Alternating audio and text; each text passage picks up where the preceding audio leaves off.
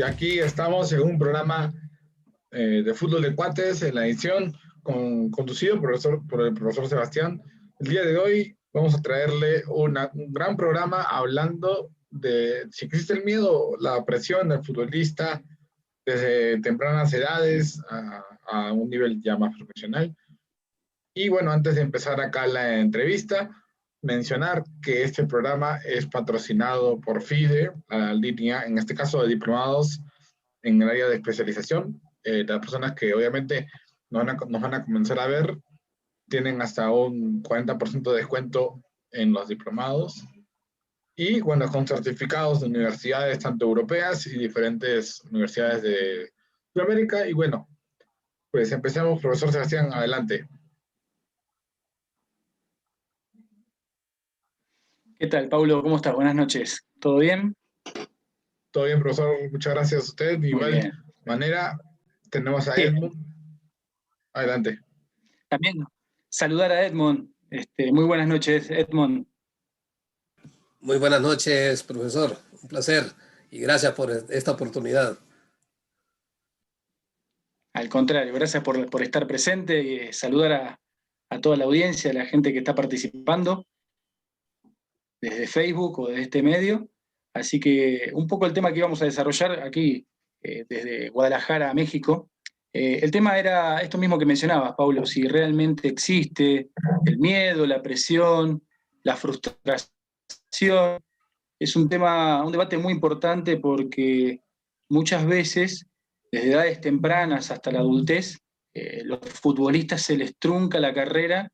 Veníamos hablando, ¿no? Todo un poco desde la formación del futbolista mexicano, hablamos desde las herramientas de los directores técnicos, y este no es un tema menor, porque en la actualidad se sigue manejando una metodología en cancha donde siempre es el enojo, el regaño, cuando las cosas no salen al futbolista, por ahí la falta de herramientas o la falta de comunicación o de variables con el plantel lleva a esto, ¿no? Lo que le estamos transmitiendo de una manera directa o indirecta al futbolista, independientemente de la edad, ¿no? Obviamente después vamos a abordar alguna edad específica que por ahí que quiera comentar Edmund, o por ahí en Facebook alguna pregunta, si realmente existe estas variables, ¿no? De miedo, presión y frustración. Les puedo asegurar que sí, que existe. El miedo y la presión son los primeros factores que lo que pasa son variables emocionales. Siempre digo lo mismo, ¿no? Antes de manejar futbolistas, manejamos seres humanos. Lo que pasa es un tema tabú en el aspecto de que parece que si el jugador expresa un sentimiento como el miedo o la presión, parece que el indicador principal que viene el director técnico es no considerarlo o que busque otra profesión o que no sirve para esto, y ahí empiezan todas las variables, ¿no? Yo siempre digo que creo que hay dos factores, ¿no? La presión interna y la presión externa. La presión interna es propiamente lo que el futbolista desea hacer. A veces la televisión infiere en eso, vemos todo el tiempo el área de mercadotecnia, la venta del producto del fútbol y los futbolistas elite. Lo que desea hacer el futbolista, ¿no? Trascender, llegar a una primera división, vivir del medio, las redes sociales. Esa presión interna es lo que genera, y por ahí hay padres que fueron o no fueron deportistas y le infieren a desarrollar el deporte, ¿no? Entonces todas esas presiones internas ya es un valor agregado. Yo lo que digo, las presiones externas son su entorno, su familia, sus amigos, el propio director técnico. Entonces ya empieza a salir una variable desde lo que es la presión y el miedo. No lo veo mal, no lo veo mal que la persona tenga. A veces subestimamos o pensamos que si tiene tal o cual variable emocional, ya no sirve para esto, o ya no lo consideramos, o empezamos a mirarlo de otra manera. El tema es tener las herramientas pedagógicas como director técnico, que antes es docente, antes de ser un entrenador, para encauzar desde edades tempranas qué es este fútbol, ¿no? Cómo es el fútbol hoy elitista, cómo es un fútbol nada más que lo único que sirve es ganar. Desde edades tempranas, ustedes lo han visto, desde 8 o 9 años parece que el director técnico lo único que hace es gritar y regañar a sus dirigidos y lo único que sirve es ganar. Después del segundo para abajo parece que el buen trabajo no sirve. Estamos hablando de algunos casos aislados, no digo que todo el fútbol sea así o todos los docentes sean así, ¿no? Obviamente hay muy buenos colegas en distintas partes de los países, en los continentes. Lo que pasa, nada más estamos focalizados en los ejercicios de campo.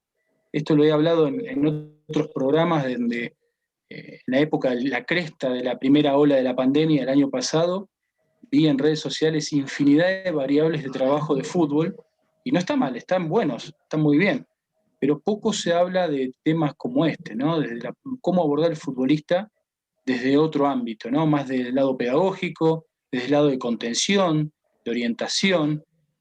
Siempre digo lo mismo, lo de cancha sale de una u otra manera, capacitándote, hablando con otros entrenadores, colegas, visualizando otras disciplinas deportivas. Lo de campo se planifica y sale. Pero este tema no se planifica, este tema te va surgiendo sobre la marcha. Hay jugadores que vienen con variables emocionales desde su hogar, y estamos hablando, después vamos a abordar etapas evolutivas puntuales, si es niñez, si es adolescente, si es adulto, qué género es, si es masculino, si es femenino. O sea, uno tiene que estar ya por lo menos preparado hacia qué ámbito se va a dirigir, qué género, para ya empezar a encasillar un poco más las estructuras, ¿no? Muchas veces por ahí el perfil del director técnico quiere hacer trabajos de edad avanzada en edades infantiles o juveniles, o por ahí en el género femenino, se trata a la mujer futbolista como si fuera un varón y se le grita y trata de la misma manera. Entonces el técnico tiene que ser más pedagogo, tener otras herramientas, otras variables de cómo es la emisión del mensaje y la recepción, ¿no? Antes que propiamente el fútbol en sí. Entonces, por lo menos esa era una pequeña introducción del tema que vamos a abordar ahora. No sé si algún compañero, un colega, ¿no? Compañeros, ¿alguna pregunta, algo? Paulo, ¿alguna pregunta o algo hasta ahora? A ver, bueno, acá ya ha entrado Alan, ha entrado Marco, y bueno, no sé si den alguna pregunta. No, mira, ven, lo tengo que... No, ¿Qué tal? Buenas noches. Buenas noches. Buenas noches, Marco. Buenas noches, Alan. Y les agradezco por ahí. Estamos trabajando acá en México. ¿Ustedes de dónde son? Estamos en bastantes puntos. Estamos en Honduras, en Toluca, México, en Guadalajara, México. Va, excelente, excelente. No, muy bien. Pues los escucho, por aquí estoy haciendo algunas labores, pero los puedo escuchar y si hay alguna pregunta, pues ahí me meto, ¿no? Como decimos acá en México. Perfecto, perfecto. Que no se haga un monólogo y cualquier duda, pregunta o aporte, con total confianza la hacen con total libertad, ¿eh? Así que, bueno, continuando con este tema, es fundamental, principalmente uno como director técnico, siempre digo lo mismo, ¿no? Al jugador primero hay que escucharlo. Hemos hablado de escuchar, no es solamente aconsejar. Yo creo que lo principal es escuchar y, en su defecto, orientar. A veces sugerir es una tendencia muy subjetiva, porque de una manera indirecta o directa lo que hacemos es que el conocimiento de nuestro deseo. En realidad lo que tenemos que ser lo más objetivo y a veces primero escuchar. Lo hemos dicho muchas veces que a veces el jugador con que nada catarsis, sacándose algo que tenga oprimido en el pecho, una cuestión familiar, no importa la edad, a veces por ahí subestimamos a los más chiquitos y los chicos, después les voy a comentar algunos casos, son los primeros que tienen muchas cuestiones familiares o personales, sin hablar de la adolescencia, ¿no? Los cambios fisiológicos, hormonales y psicológicos normales de su etapa de transición. Entonces, pensamos que con la directriz del trabajo de cancha, de la ejecución mecánica y la toma de decisiones, pensamos que el jugador lo va a entender. Y a veces por ahí hay que allanarle un poco el camino, ¿no? En esto de la miedo y la presión que habíamos dicho, muchas veces, como había dicho, en un tema tabú, muchas veces he escuchado presión tiene, y he escuchado estas oraciones, ¿no? Esta frase, ¿no? Presión tiene alguien que se levanta a las 5 de la mañana, presión tiene alguien que tiene que llevar la comida a su casa, y así muchas variables más, ¿no? Si tenés miedo no servís para esto, y yo creo que en eso es ya es discriminativo, hay que tener mucho cuidado. Creo que todos tienen presiones, nada más que cada uno las recepciona y las emite u omite como su cuerpo entiende, como su cerebro se adapta, ¿no?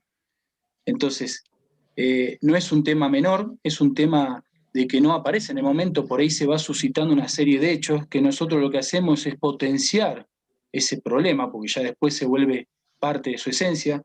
Conozco muchos casos de futbolistas a mediana edad, edades de 15 a 17 años, que han dejado el fútbol porque ya no lo disfrutaban.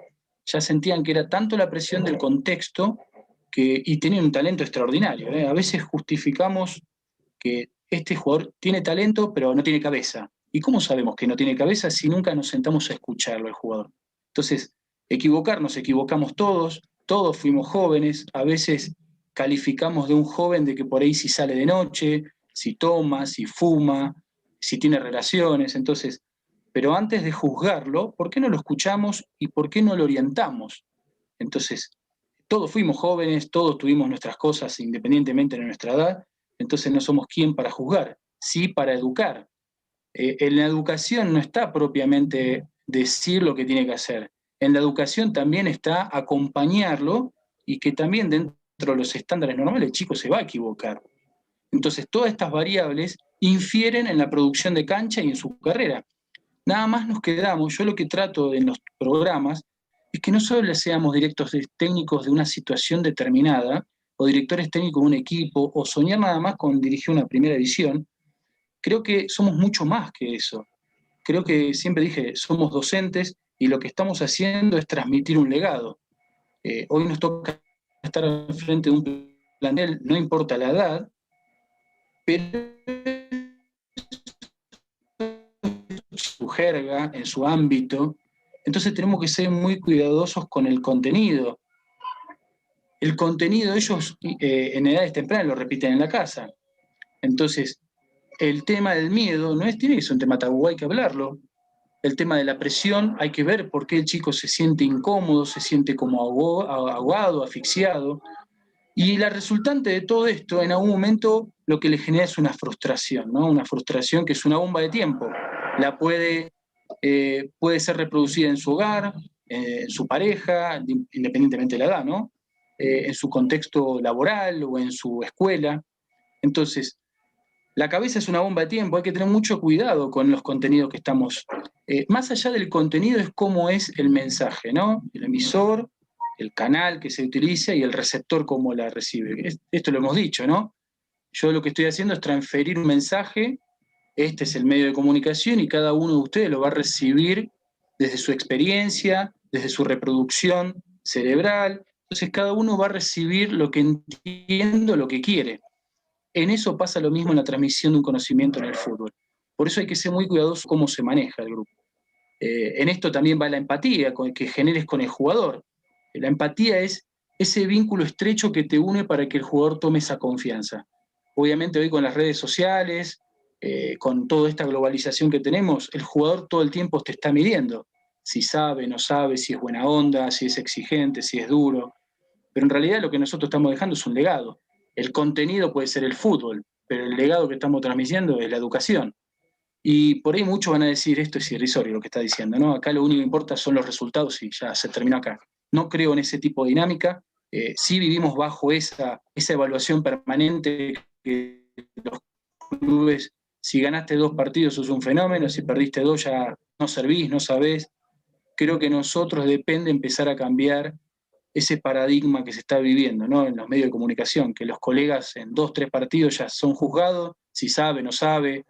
Se da muy fácil hoy en las redes sociales que los futbolistas publican cuestiones privadas de cómo es el director técnico, cómo se dirige. Entonces, creo que nosotros somos los primeros partidarios que tenemos que cuidar eso, ¿no?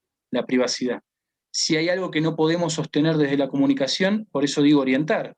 Hay especialistas en el área, como psicólogos, que no está mal hablar con un psicólogo, no lo veo nada, parece como si fuera algo como un prejuicio, ¿no?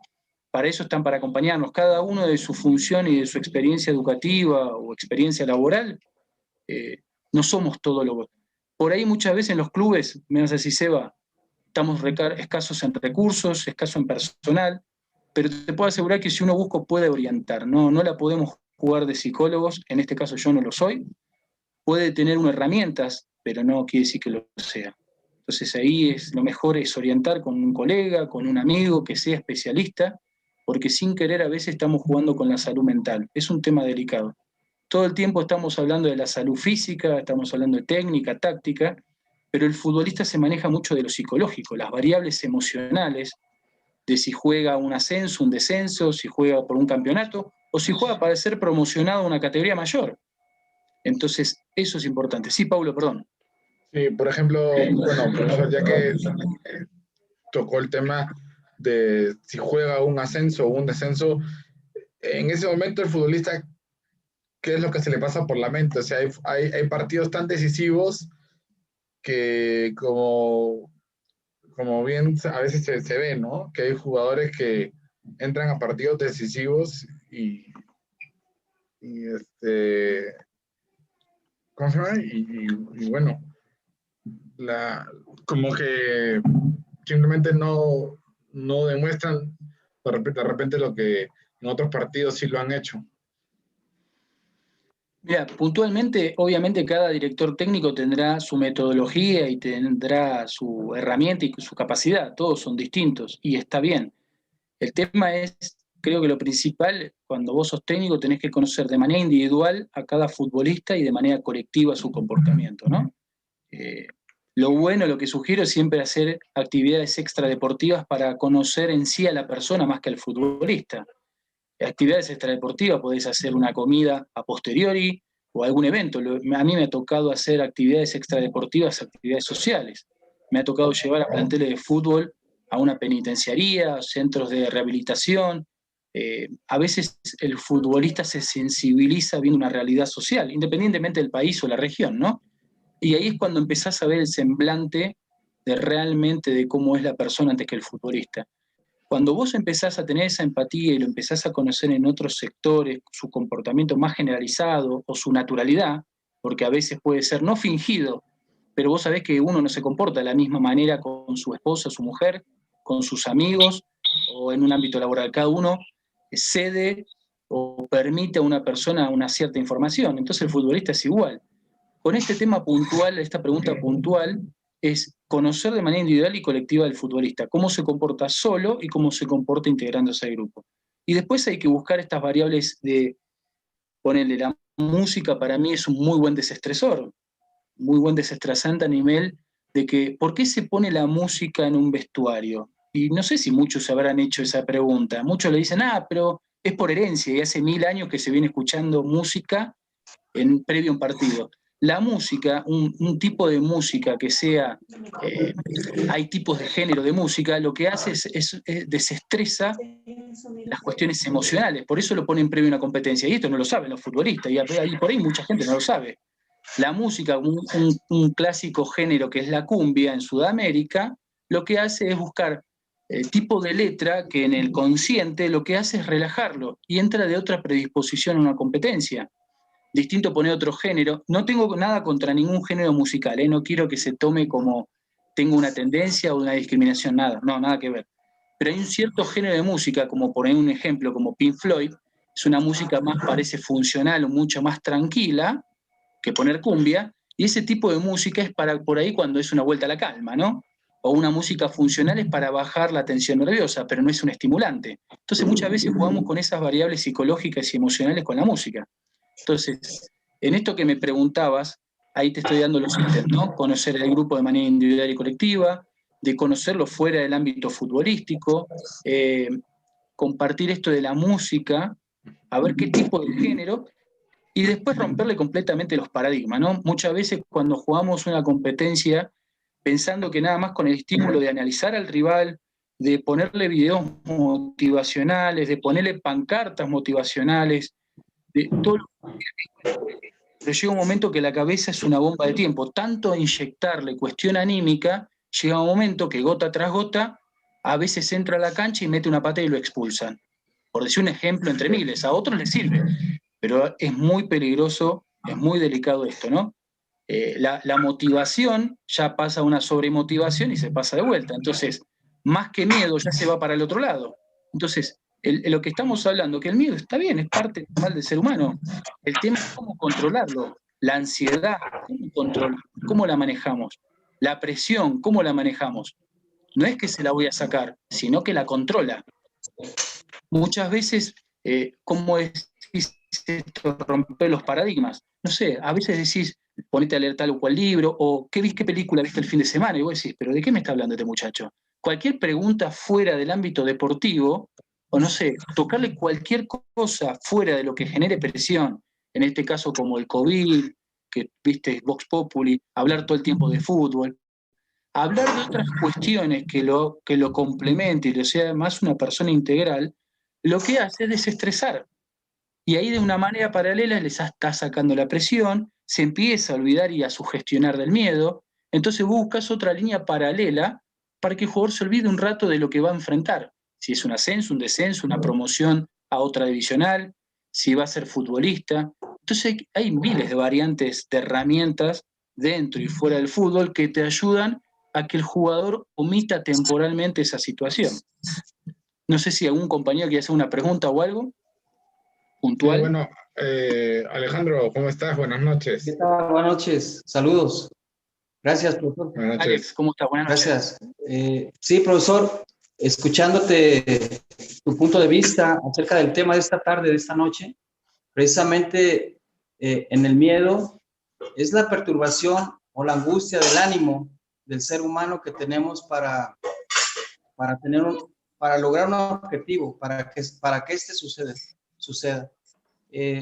Precisamente que tocas el tema del temor, yo creo que es un valor humano también, esencial dentro de la vida, porque así como tenemos los valores positivos, la alegría, la esperanza, el afecto, pues el ánimo también, la duda, entra ahí el temor, profesor. Yo creo que ahí entra el temor, la inquietud precisamente de lograr el objetivo, ya sea amateur, profesional, y empieza la duda del joven, del atleta, en cualquier género, y en el fútbol también lo es, Sebastián.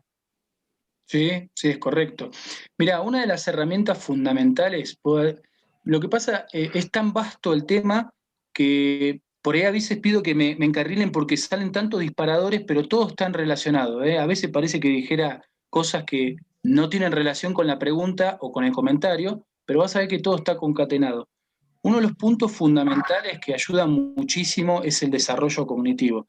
Desarrollo cognitivo, puntualmente hay muchas, ¿no? Pero ponen lo que es el aprendizaje, el lenguaje, la atención, la concentración, la memorización.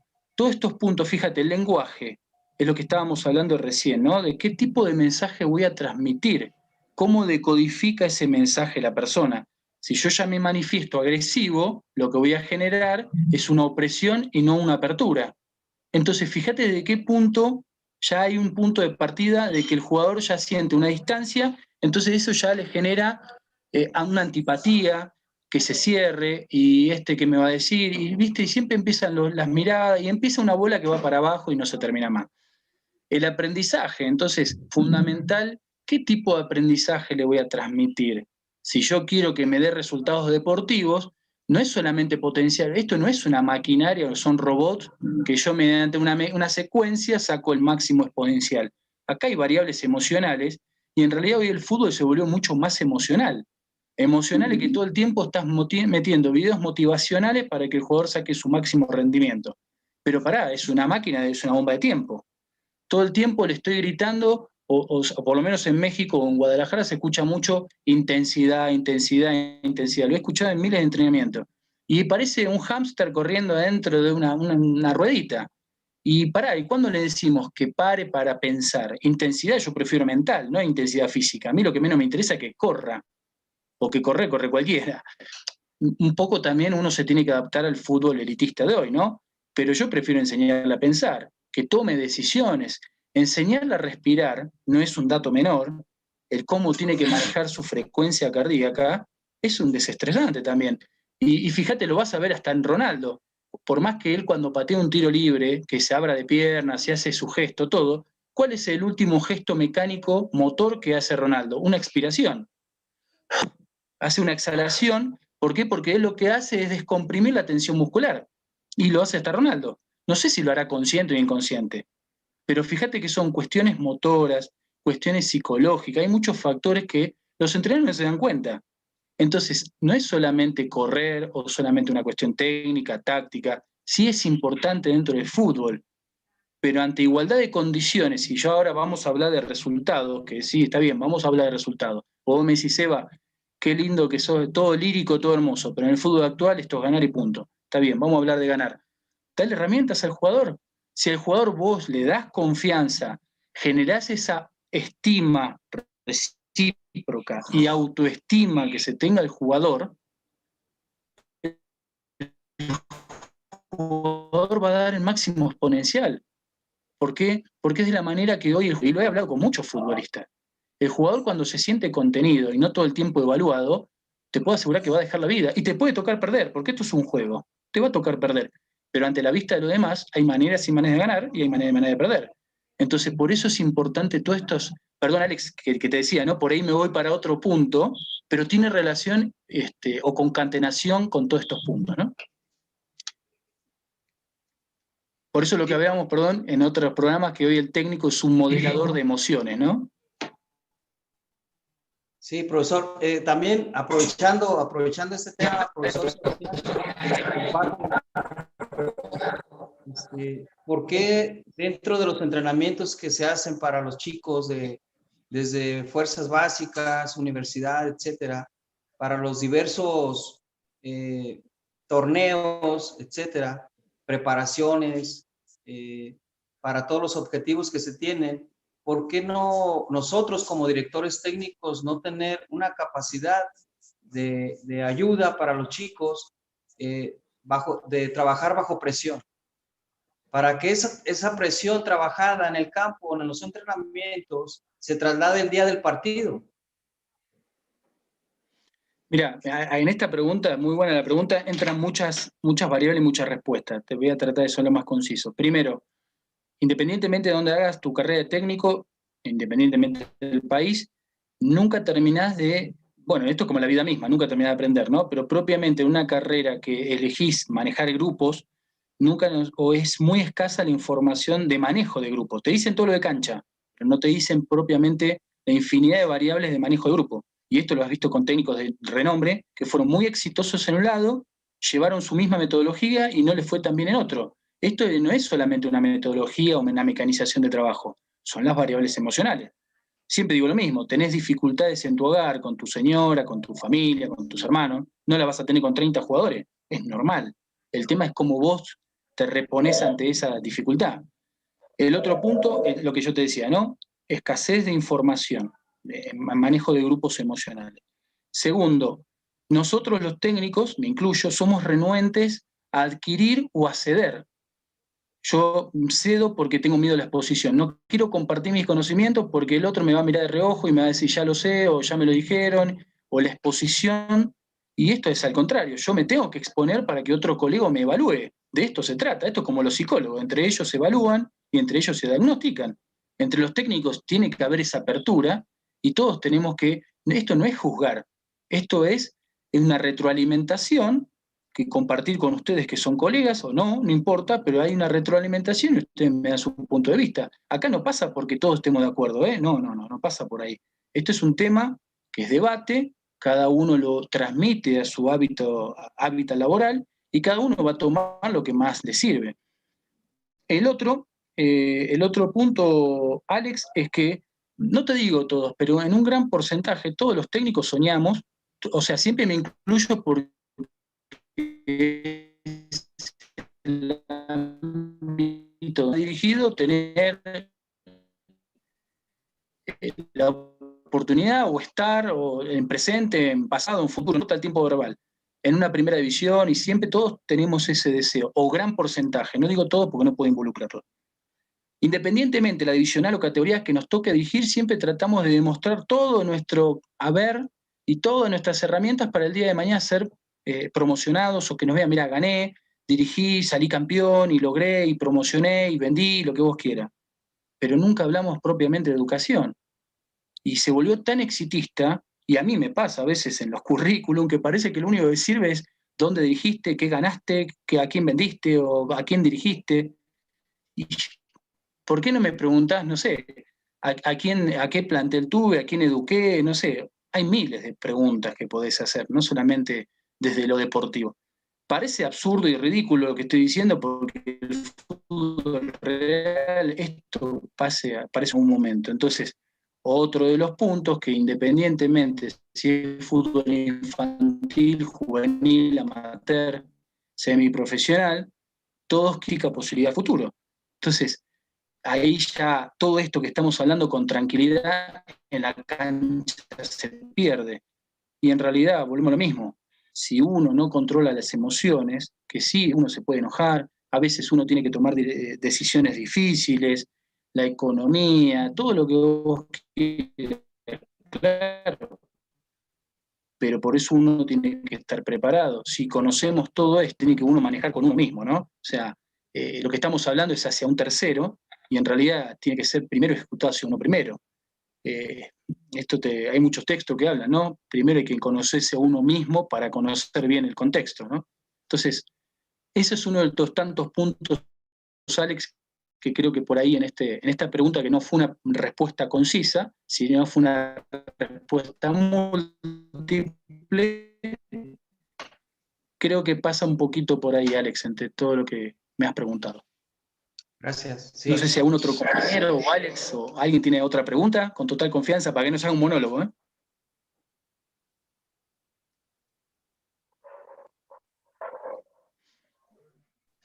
No sé, a ver, Sí. Marco, Edmond, Alan, adelante. ¿Alguna consulta?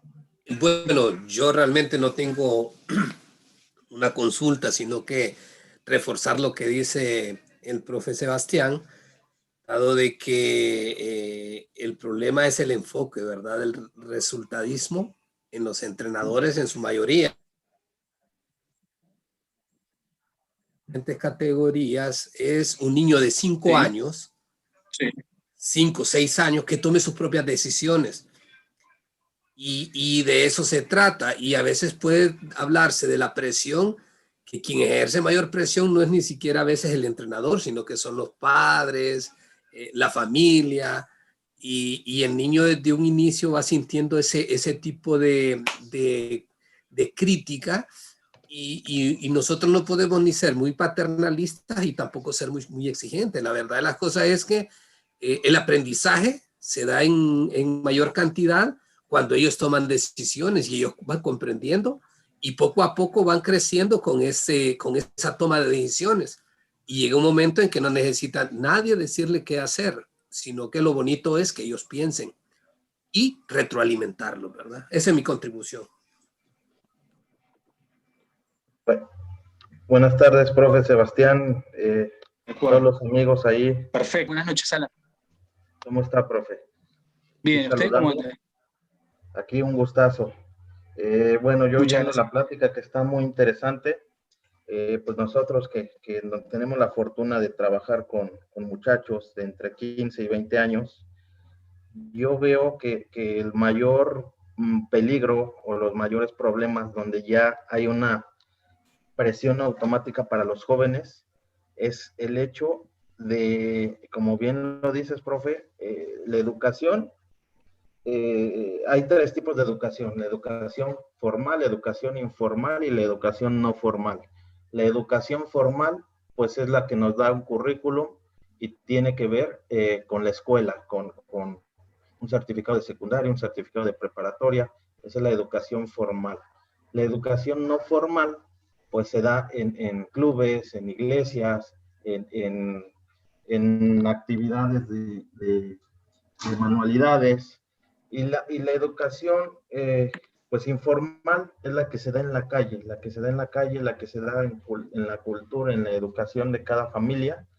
Y pues los muchachos, todo lo que ven aprenden. Desde el hecho de ver, aprenden. Por eso vemos a los muchachos día con día, pues que les interesa más ponerse el tatuaje porque ya lo trae tal jugador, el corte de pelo pintado, el corte de pelo raro, el pantalón de alguna manera porque ya lo vio cuando salió a dar una entrevista en algún jugador, porque algún jugador, no sé, salió en una nota con mujeres, y todo eso se va aprendiendo, y esa es una causa de que los chicos llega un momento en que no saben si lo que está aprendiendo está bien o está mal, y lamentablemente no todos nos metemos en esa situación, ¿no? Nos enfocamos más a la cancha, nos enfocamos más a los trabajos al táctico, técnico, a los aspectos 100% de cancha, pero no nos enfocamos a lo que tú dices, a profundizar y a personalizar la situación.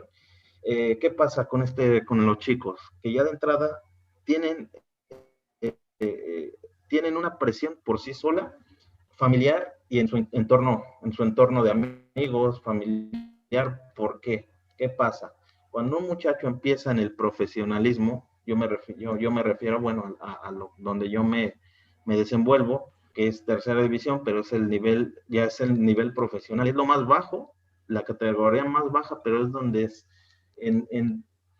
es profesional ya. Entonces, ¿qué va haciendo la familia? ¿Qué van haciendo las amistades? Le van creando una expectativa y un saco de presión al muchacho. Ya es una presión automática. Que empieza la familia, no, el muchacho juega en tal. Y si se va a un equipo foráneo, ya se fue a jugar a Guadalajara, ya se fue a jugar al DF, ya se fue a jugar a Puebla. No, pues ese muchacho va a ser un jugador de primera división y va a ser muy bueno. Los amigos iguales, que ya trae ropa, ya lo empiezan, ya trae buenos tachones para jugar.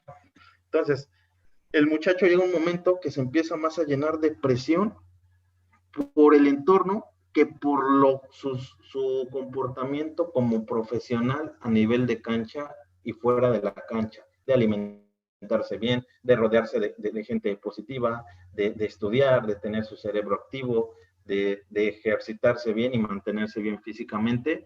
¿Por qué? Porque muchas veces nosotros los orientamos y los enfocamos, como bien lo dices, profe, al resultado, porque si no, y es en cualquier división, sea cual sea, si no hay resultados, nos corren en la tercera o cuarta fecha y se rompe todo ese trabajo que uno ya tiene. Y llega otro entrenador o llega otra gente y ya se perdió ese trabajo que uno tiene personalizado con los muchachos. Entonces, si uno no tiene esa secuencia o esa continuidad con los muchachos, pues ellos llega un momento que no saben qué es lo que están aprendiendo bien o qué es lo que están aprendiendo mal, porque todos o la mayoría que somos técnicos, pues somos técnicos, pero no somos profesionales de la educación. Y entonces, estoy de acuerdo contigo, la educación es la más importante de todo y de todos, porque es lo primero que se llega a un trabajo, a una empresa. Cuando yo pido un empleo, pues me dan un manual de puesto y me dicen tienes que hacer esto, y te ponen a capacitarte un mes, 2 meses, porque es la manera como aprende uno, observando, con la práctica, que es la ejecución, y esa es la forma como aprende uno hasta al 100% ya tenerle el control del puesto, pero no pasa en el fútbol, porque muchas veces de algo tan simple que tendría que ser un manual del puesto, el jugador debe de llegar bien vestido, se debe de vestir de esta forma, debe de entrar a la cancha a tal hora, o sea, son un mundo de cosas que dices, bueno, el perfil, el correr, el respirar, lo que tú decías, todas esas situaciones están inmersos y están volando en el aire, pero no están aterrizados porque llega un jugador nuevo y no sabe cuál es su manual de jugador. Va a otro club, no sabe cuál es su manual de jugador. Llega un muchacho mañana nuevo y no sabe cuál es su manual de jugador. Entonces, estamos muy desvariados. O sea, estamos más preocupados por otras cosas que tocar las bases, que eso debe de ser desde la escuela de fútbol, desde fuerzas básicas, porque todos esos, lamentablemente al profesionalismo, se rebasan todas esas etapas o esos pasos y llegan al profesionalismo sin tener esa etapa. Entonces, pues, ese es mi aporte. Me gustaría mucho saber qué es lo que opinan de esto. Tú tienes mucho tiempo trabajando, profesor, y sobre todo has trabajado con chicos mexicanos. No sé si por ejemplo, en Argentina sea el mismo tipo de problema, pero lo que sí yo veo es que pues, en general los muchachos sudamericanos están más preparados para, pues, o tienen menos miedo de triunfar que el muchacho mexicano. ¿Puedo aportar un poquito? Bueno, primero agradecerte, Alan. Agradecer a Alan y a Edmond. Perdón. Perdón, Marco, sí, decime. Es una experiencia. No, bueno, quería agradecerle a Alan y a Edmond.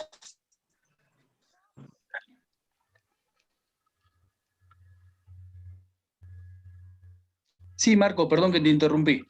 Ok, sí me escuchan, ¿verdad? Sí. Ok.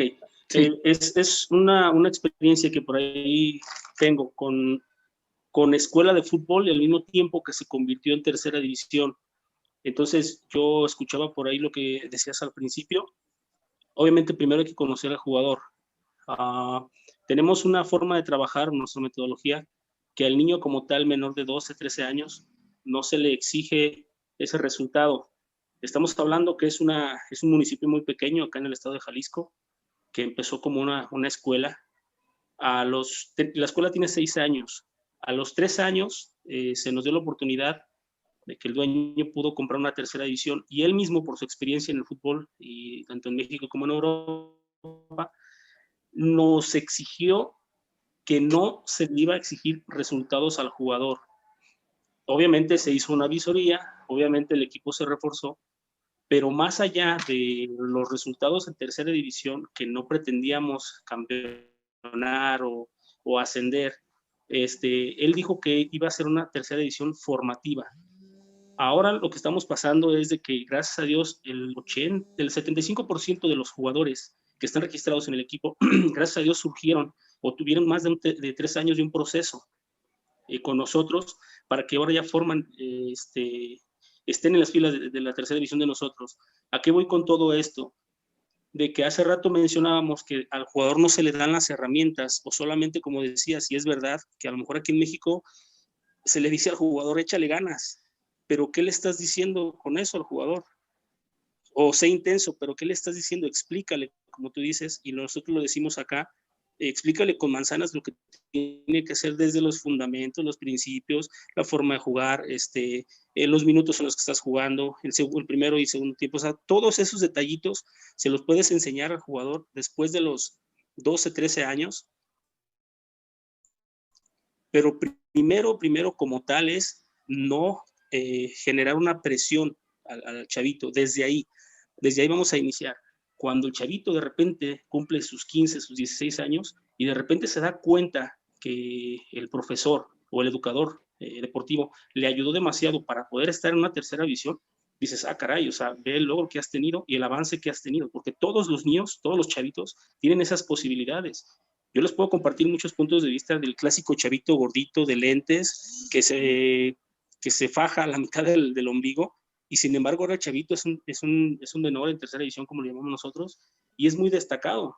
Entonces, todo parte de ahí. Si nosotros como profes, como educadores, no estamos capacitados, no sabemos observar y solamente queremos llegar logros o llevar logros a la vitrina, pero si también el dueño o la persona que te paga, la persona que te patrocina, solamente quiere ascender o quiere llegar lejos en el primer torneo, es muy difícil, es muy complicado y no vas a poder llegar muy rápido hasta donde tú quieres. Yo veía una entrevista de Luis García, seleccionado mexicano, que Ricardo Tuca Ferretti enseñó a Ricardo Peláez en la etapa en Chivas.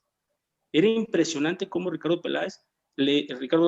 Ferretti le enseñó a él cómo quedarse con el balón para que automáticamente jugara de poste o de pared, perdón, con Luis García. Vean hasta qué etapa, hasta dónde tuvo que aprender más cosas y por qué no lo hacemos desde las primeras edades.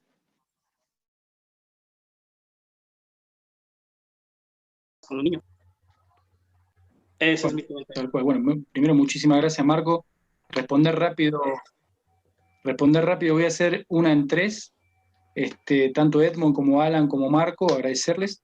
Yo creo que Edmond tocó una etapa ya evolutiva puntual, ¿no? En la niñez. En ese caso, o sea, si somos docentes, no solamente docentes de los futbolistas, ¿no? También tenemos que ser docentes de los padres. Lo que comentaba en otros programas es que también hay que educar a los padres y hacer reuniones, no digo con frecuencia, cuando ustedes crean conveniente, un padre está tranquilo y no le va a generar tanta presión ni a ustedes ni al niño cuando ustedes le dan las directrices de qué se está trabajando, o sea, el contenido y cuál es la direccionalidad, no solamente con el trabajo de campo, sino cuál es el metamensaje que ustedes le están dejando, ¿no? El primer metamensaje es el trabajo en grupo, el compartir la experiencia y demás. Después, puntualmente, con lo que dice Marco y con Alan, tercera división la conozco muy bien, es una divisional que no estoy de acuerdo con las edades, chicos de 14, 15 años jugando con chicos de 20, no tiene ningún tipo de relación. Puntualmente en Argentina se respeta de una manera que cada chico en el sector amateur, desde cuarta a novena, que es la estructura de una divisional, de un equipo de primera división o del ascenso, no importa. De cuarta a novena división, cada uno juega con su edad de nacimiento o su año de nacimiento, ¿no? Entonces no es tan distal. Cuando un chico de 14, 15 años que no tiene todavía desarrollado ni siquiera su aparato cardiorrespiratorio, ni todavía tiene una etapa sólida, ni siquiera ósea, 14, 15 años, está compitiendo con jugadores que ya están en una etapa para entrar al profesionalismo casi élite, 20 años, ¿no? Entonces no estoy de acuerdo con ese tipo de, para mí no es formación, ¿no? Es mentira que la divisional es de formación, hay que modificar muchas cosas. Y formación, esto es lo que decías del Tuca Ferretti, para mí uno nunca termina de aprender, e inclusive en niveles superlativos uno siempre enseña, inclusive a jugadores de elite como Messi o Ronaldo, por ahí uno dice, no, ¿qué le vas a enseñar? Por ahí no le enseñarás una cuestión mecánica que ya tiene automatizada, una cuestión de género natural, pero siempre el mensaje, acordate el legado que le estás dejando.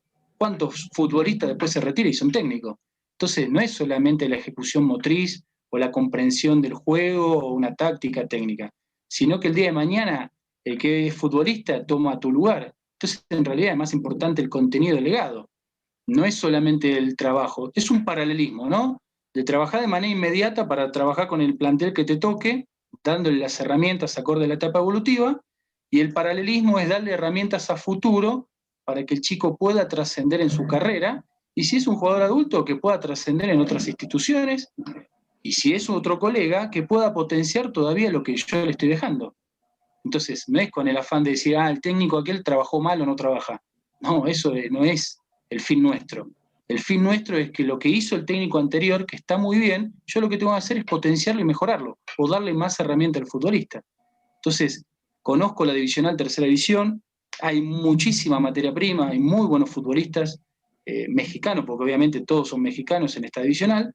Lo que pasa, la diversidad de edad y encima el embudo que se hace de los 185 equipos, más de 7.000 jugadores registrados a una segunda división, ¿dónde los metes? Te quedan promedio unos 1.000 jugadores en el limbo. Entonces, emocionalmente les repercute y ahí muchos jugadores abortan la carrera.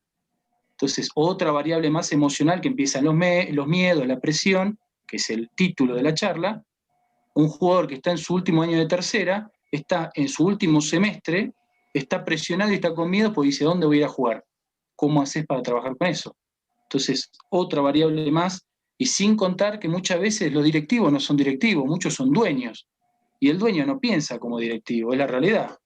En eso también es otro punto que hay que educar al dueño que piense más objetivamente y no tan subjetivamente, que nada más es dinero y lo que estoy invirtiendo y lo que estoy poniendo. Sí, está bien, es un tema importante. Y lo otro, si querés que genere rentabilidad, si querés que hablamos de negocio, no hay problema. Pero no es solamente el dinero y solamente que yo soy el dueño. A veces los dueños se cierran de una manera que no te escuchan. Entonces, no estoy diciendo que todo sea así, es que uno con qué campo laboral se va a encontrar, según la región, la idiosincrasia. Entonces uno tiene que ser, parece, técnico adentro y fuera de la cancha y docente en todos lados. Y vas a tener un montón de discrepancias y mucha crítica. Pero ahí está uno preparado para saber cómo sobrellevar todos estos temas.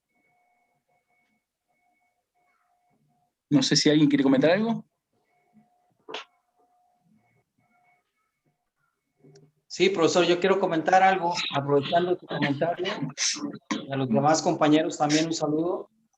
De mi parte, Yo así lo veo. El miedo también entonces hay que hacerlo un arma positiva a nuestro favor, en todos los aspectos, social, personal, en vez de que sea una adversidad, porque sí lo es dentro del punto psicológico y humano, pero hay que saberlo, como estamos comentando, el tema de hoy es no dominarlo, pero sí de alguna manera trabajarlo día con día a través de los valores positivos que nos da la vida, lo que es la unión, la fortaleza, la familia, el amor, no sé, tantas variables que existen y que están ahí permanentes. Son valores universales en México, en Argentina, en China, o sea, eso debemos de, como estamos diciendo todos, hacer una fortaleza en cada persona,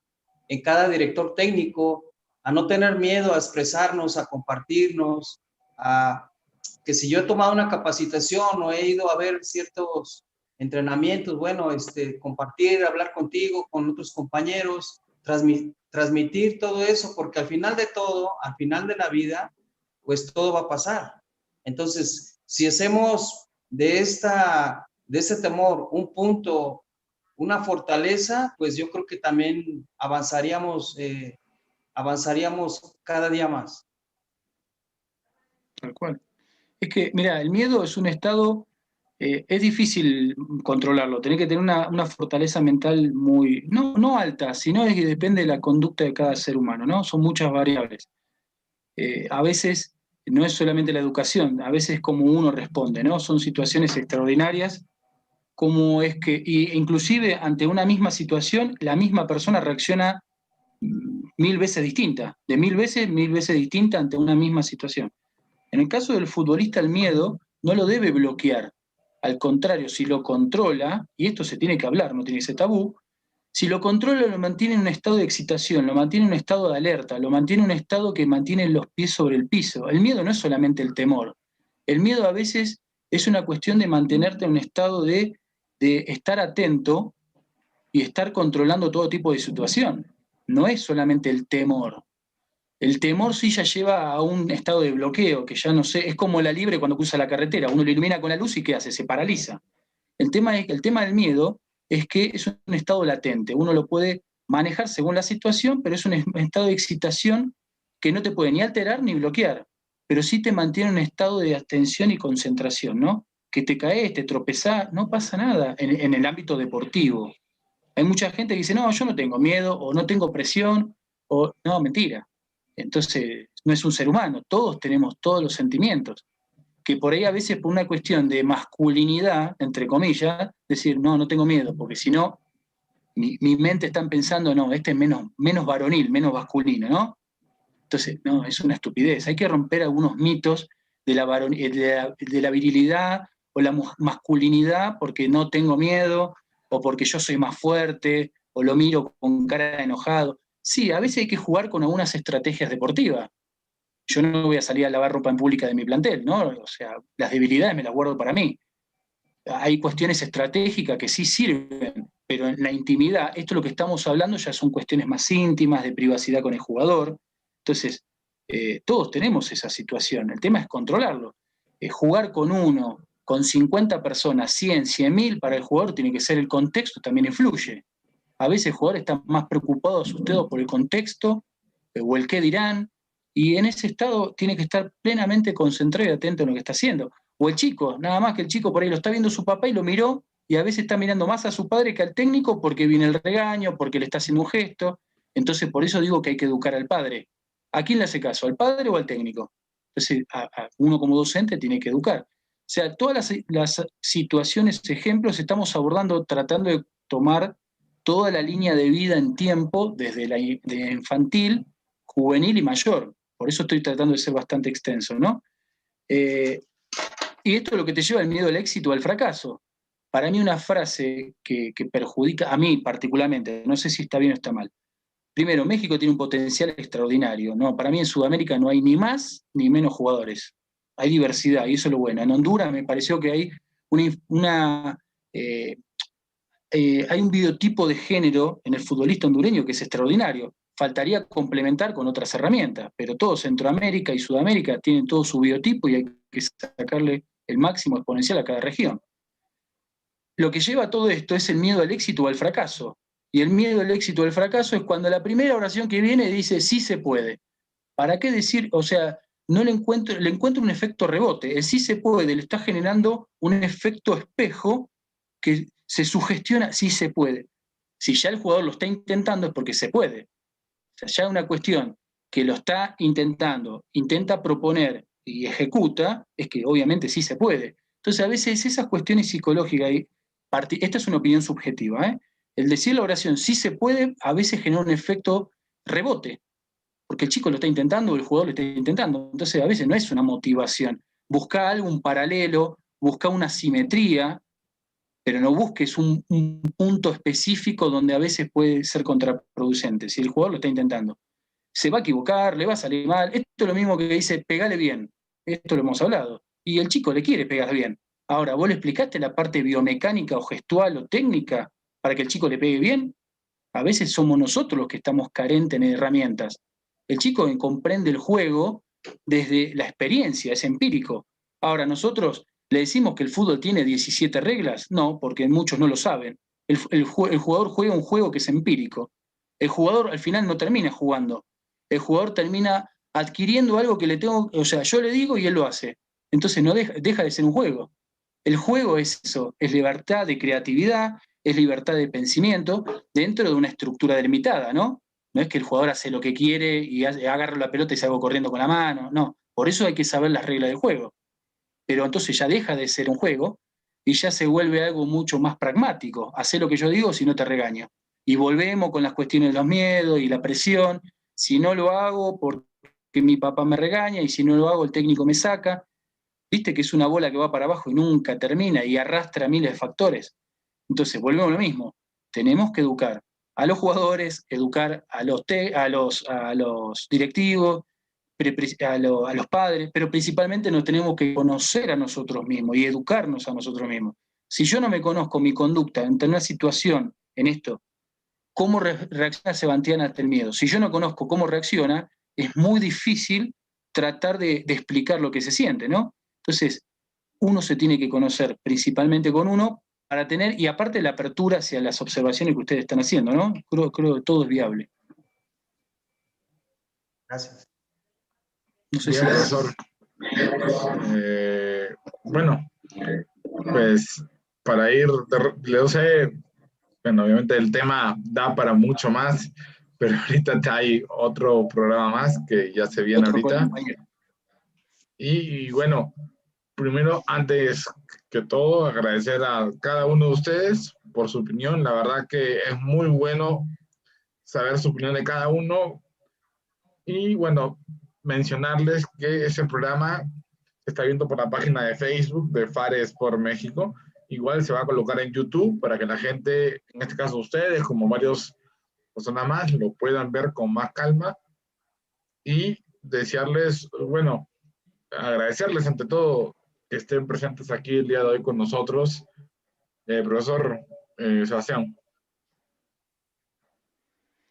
Bueno, primero agradecerle tanto a Alejandro, a Marco, a Edmond, a Alan, de distintos países, de distintos estados. Muchísimas gracias.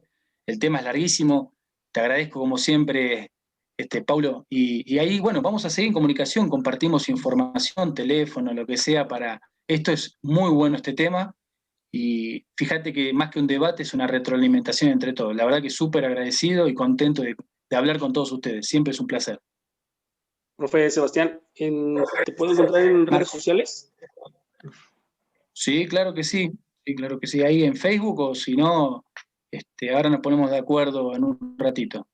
Ah, ok, ya está. Que estén bien, muchísimas gracias. Nos vemos pronto. Gracias. Perfecto. Sí, saludos. Muchísimas gracias, Marco. Dale saludos a todos. Buenas noches. Compañera, y volvemos ya ahorita con el siguiente programa de Lucha Libre. Vamos a estar con Huracán Ramírez Jr.